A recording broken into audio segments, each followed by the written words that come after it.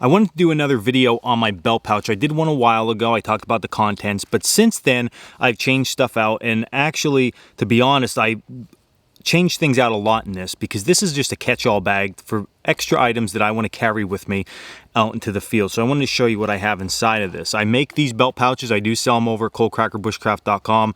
They're all handmade by myself. They have a drawstring closure here with antler. The back, of course, is your belt loop, stitched and riveted on the inside, so that's not going to come apart.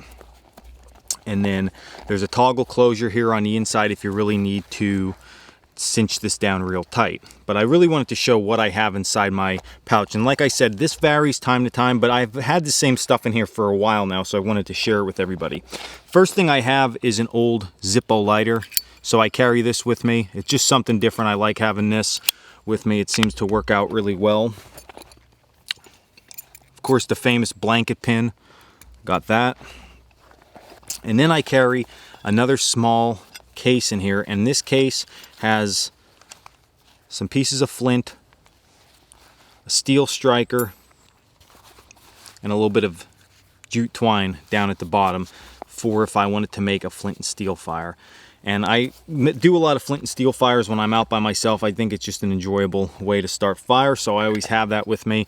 And then a tin with some charred material inside.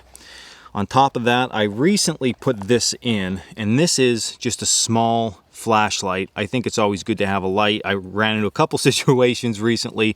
I was out a lot longer than I thought, and I thought, oh, if I just had a small flashlight, it would be tremendous. So this little light I use quite often now, so I keep it with me.